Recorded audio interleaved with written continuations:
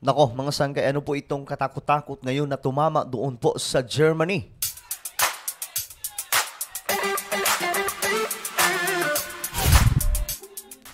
Magandang oras po sa lahat ng ating mga kababayan, sa lahat po ng mga solid sangkay na nanonood ngayon. At ito, global news po tayo ngayon dahil nga po may bigla ang naganap daw mga sangkay doon po sa Germany na ngayon ay usap-usapan po sa international. Alamin po natin ito mga sangkay, but anyway, bago tayo magpatuloy, paki-subscribe po muna yung ating YouTube channel. Ayan mga sangkay, sa baba ng video na to makikita nyo po ang subscribe button.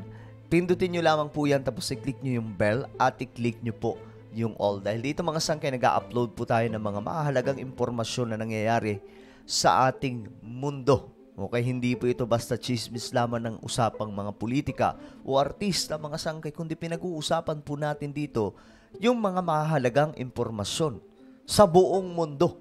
So pang international tayo mga sangkay, no? At 1.22 million subscribers na po tayo. Ang dami na po natin. Kaya naman kung hindi ka pa nakakapag-subscribe, malamang hindi ka pa kabilang sa mahigit 1 milyon dito sa YouTube. Kaya i-subscribe mo na ngayon din. Sa mga nanonood po sa Facebook, syempre, i-follow nyo po ang ating Facebook page. Huwag nyo pong kalilimutan. Ngayon, ito nga po ang balita mga sangkay. Libu-libo daw pong residente sa Southern Germany inilikas dahil sa matinding pagbaha. Naalala ko mga sangkay yung isang lugar doon po sa Germany way back 2022.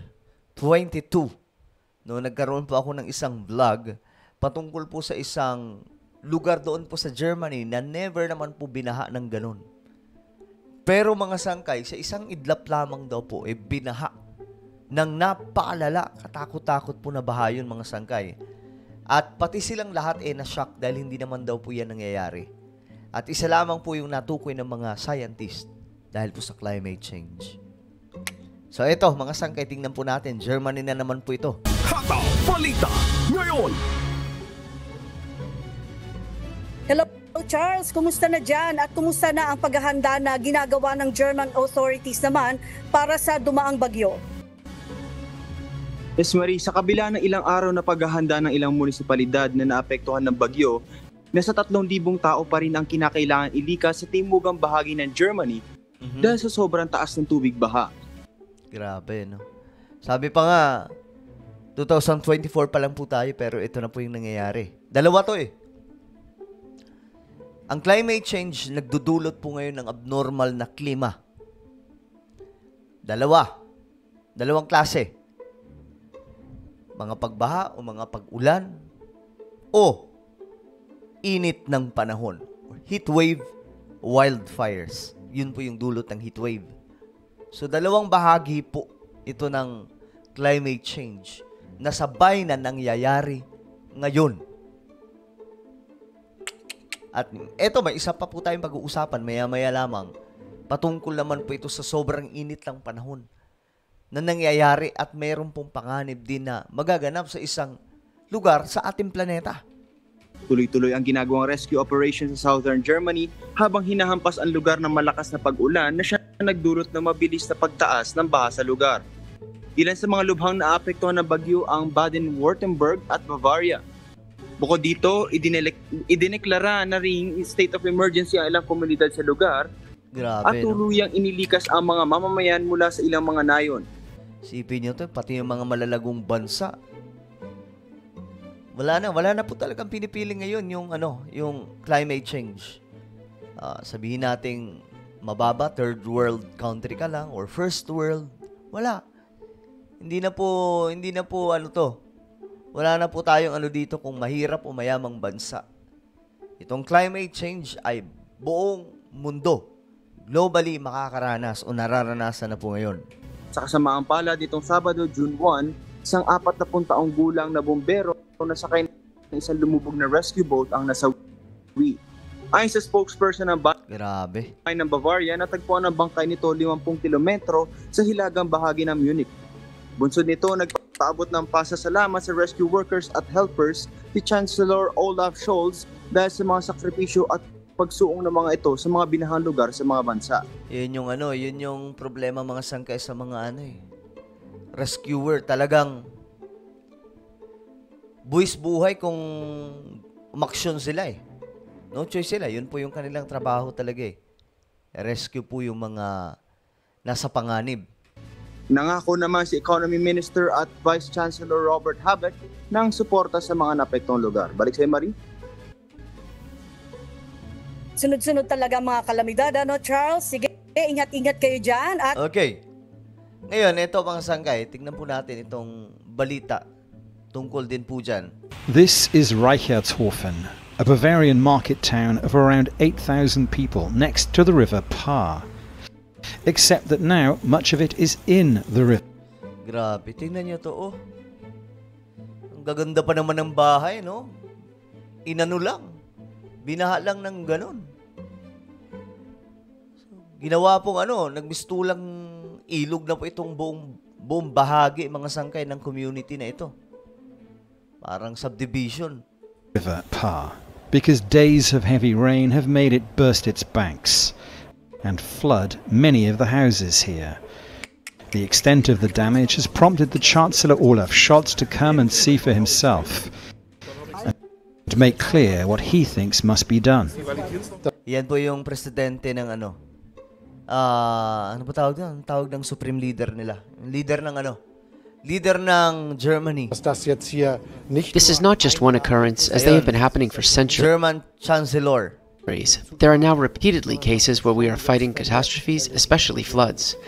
This is the 4th time this year I'm visiting such an area, and it's an indication of what is going on. So we must keep up the fight against man-made climate change. Yan, mga sangkay. Man-made climate change. Bakit nga ba nasabing man-made climate change? Kasi tao lang din po talagang nakagawa nitong climate change.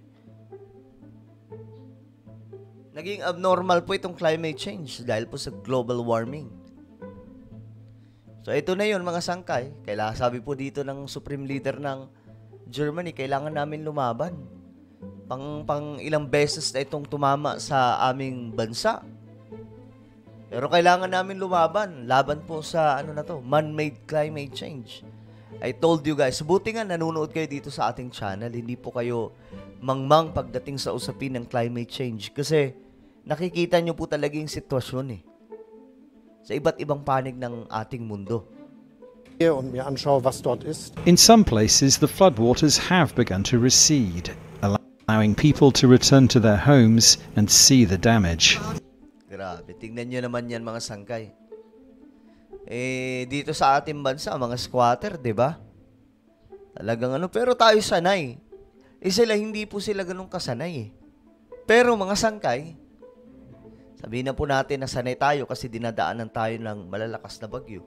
Pero mga sangkay, iba na po itong sitwasyon natin sa panahon natin ngayon. Tingnan nyo naman, Germany, pinapasok na po ng mga ganitong klaseng event. Ilang beses na daw po ito, mga sangkay. It's enormous. Everything in the basement is destroyed. Fridges, freezers, the washing machine. Everything is gone. I'm now waiting for the firefighters to pump the water out of the basement. There's nothing else that can be done for now. The weekend's deluge also caused widespread damage in Europe. In northeastern Italy, the Natisone River overflowed, sweeping several people to their deaths. There have been fatalities too in southern Germany, which has seen some of the heaviest downpours. As in Heidelberg on the river Neckar. This is a tributary of the Rhine. If it floods here, then more than 160,000 people could be in danger. There's also concern about Regensburg on the Danube. Dominic Kane, Al Jazeera. Okay, so libo-libo daw pong mga tao ang inilikas dahil nga po dito sa ito po ay resulta ng climate change. Yung ganitong klaseng events. So, it's happening right now, guys, and I hope na mas maliwanag na po sa inyo ngayon mga sangkay. Ito, Germany po, biktima na naman. So, ano po ang inyong opinion? Just comment down below. Now guys, I invite you please subscribe my YouTube channel, Sangkay Janjan Daily. Hanapin niyo po ito sa YouTube, then click the subscribe, click the bell, and click all. Okay, ako na po ay magpapaalam. Mag-iingat pong lahat. God bless everyone.